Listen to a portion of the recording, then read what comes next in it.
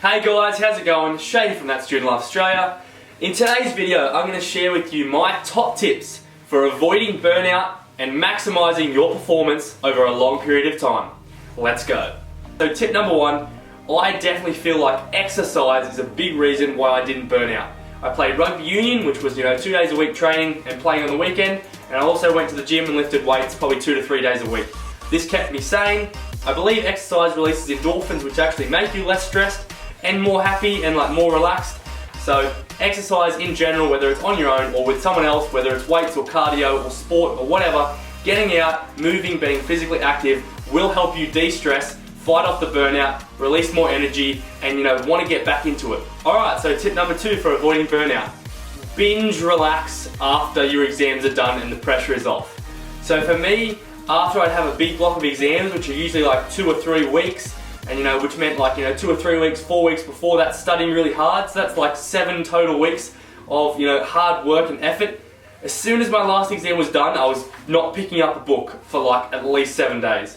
After the trials, I was so tired after my last exam, I just went home, got Macca's, collapsed, and I literally did no schoolwork for 14 days.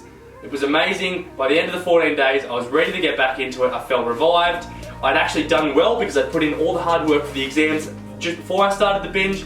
So it worked out great. So my opinion in terms of dealing with exams and stuff is to go really hard, do your best, but as soon as they're done and the pressure's off, just do whatever you want. Don't touch a single piece of schoolwork for a week or 2, if you can. Okay, so obviously burnout and things that reduce your performance stem a lot from stress, overanalyzing, and just feeling like it's all too big to handle. So how did I overcome that through the year? Well, what I did was I broke down big things into really small bite-sized chunks. So say there was an essay I had to write during the year that I was a bit worried about. I'd break it down to little bits, step 1, take 15 minutes to unpack the question, then have a little break. Okay, step 2, develop your thesis and get some techniques which go with that. Take a break.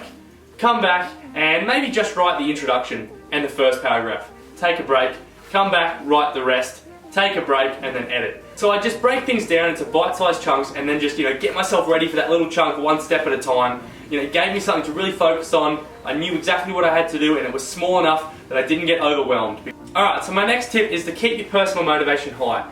This one's pretty obvious, but apart from stress and feeling tired, lack of motivation is another major reason why people burn out.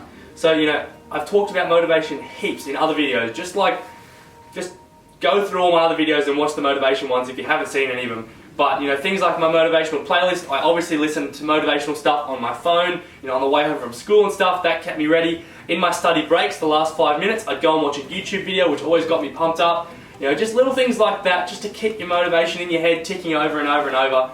They just allow you to go and work hard for a much more extended period of time than most people who can get motivated for 1 day and then they're all done. So if you're going to go for a year or 6 months or 3 months worth of hard work, you have to be on top of your personal motivation every single day.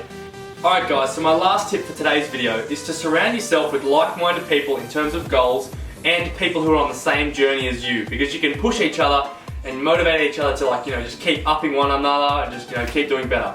So for me and Nick, we did the HSC together, we did year 11, year 10 together, we pushed each other the entire way. So he would come to school sometimes and be like, oh, I've been up studying since 4:30 AM, and I'd be like, man, I was sleeping till 8. So then I'd go home that afternoon and study from 3 till 12. So it was definitely a constructive environment because Nick and I both had the same ATAR goals, and we just kept competing with each other and pushing with each other in a nice way to one-up each other in exams and stuff, and always keep it competitive, so that there was just that added source of motivation and that added drive to keep going, to not burn out, to not get tired, and to just not get lazy. So surrounding yourself with people on the same journey as you is a great way to make sure you stay on it for the long haul. Alright guys, thanks very much for watching. Please like, comment, subscribe for more as always. See you in the next video. Thank you.